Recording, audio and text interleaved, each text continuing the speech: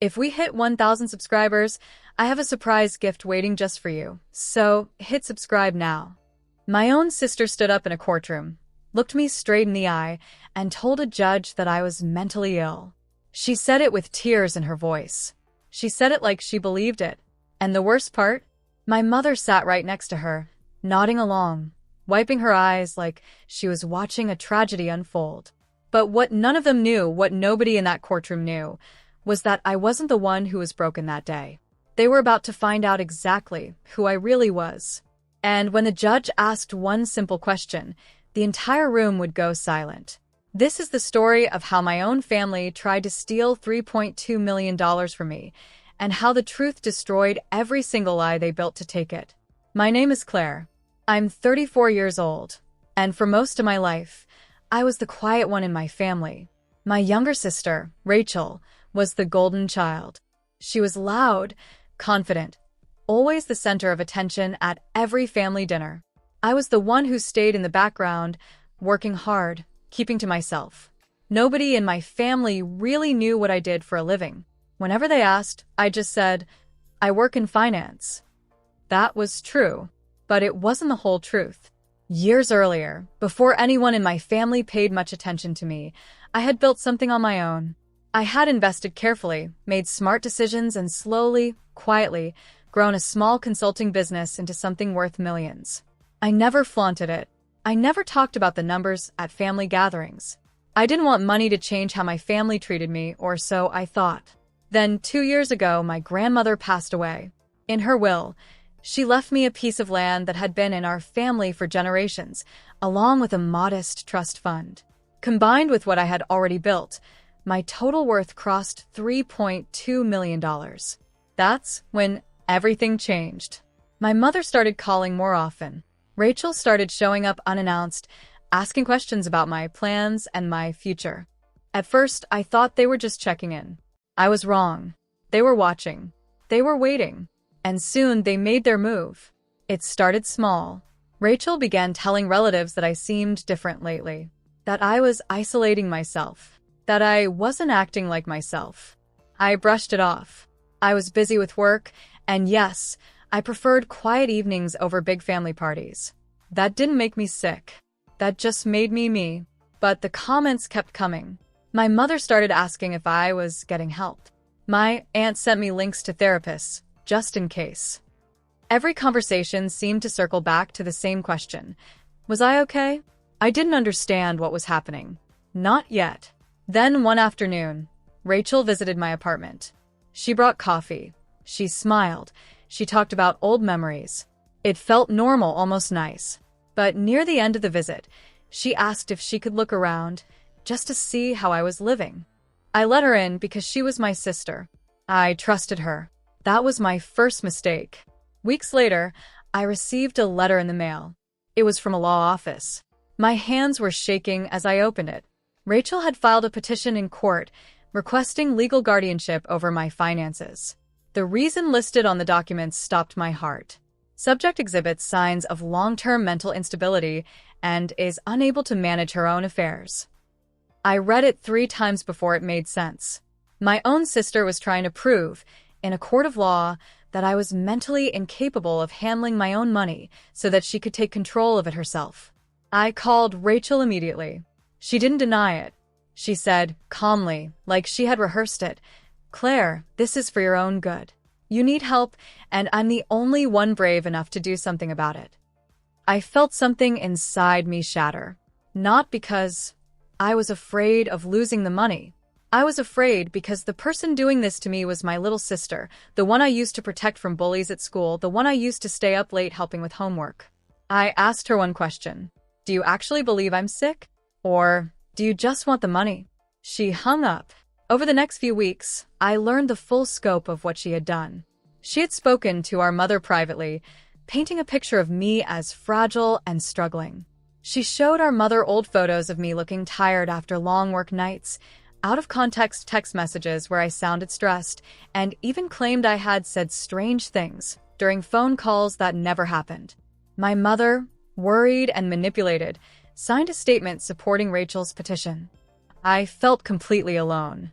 My own family had turned against me, and they were doing it in front of a judge, with legal documents, expert witnesses they had hired, and a story they had rehearsed for months.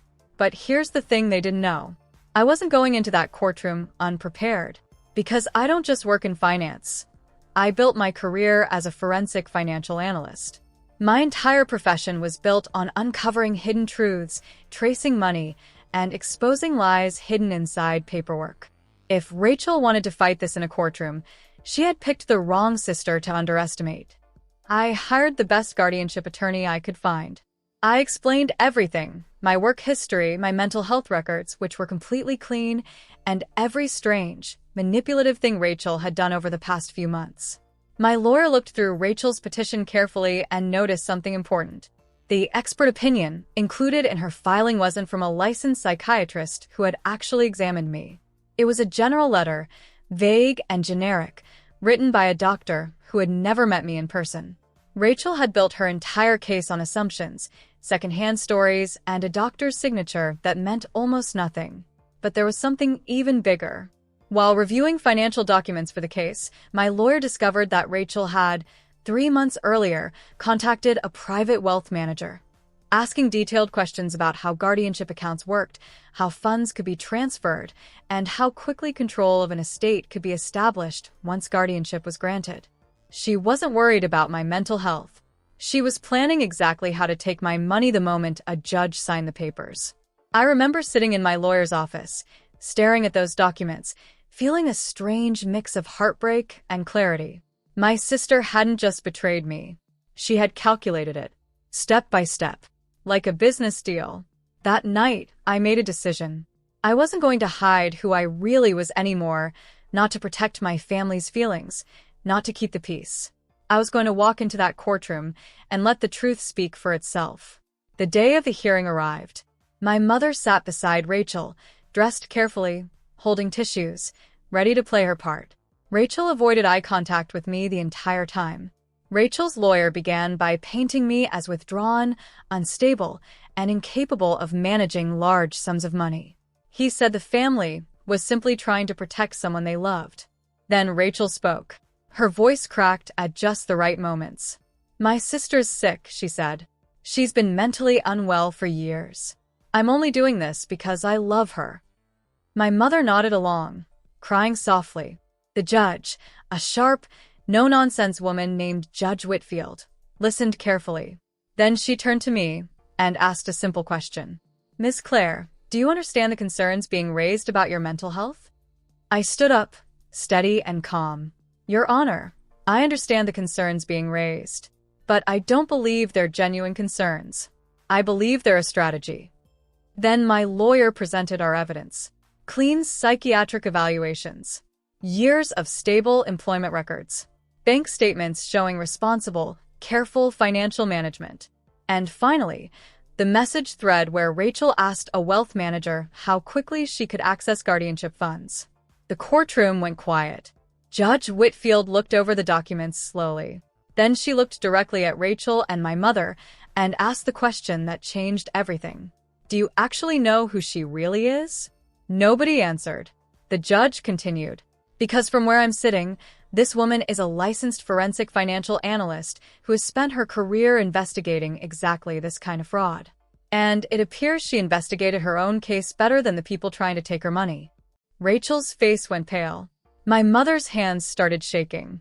Judge Whitfield asked Rachel directly, under oath, why she had contacted a wealth manager about guardianship fund transfers months before filing the petition. Rachel tried to explain it away, stumbling over her words, saying it was just research, that she was trying to understand the process. But the timeline didn't lie. The messages were sent weeks before she ever mentioned any concerns about my mental health to anyone in the family.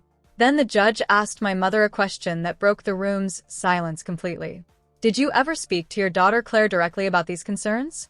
Did you ever ask her how she was really doing?" My mother went quiet. She hadn't. Not once.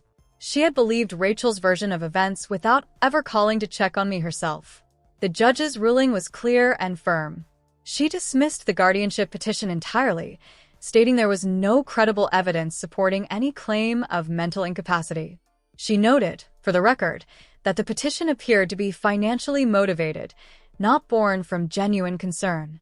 Then she added something I will never forget.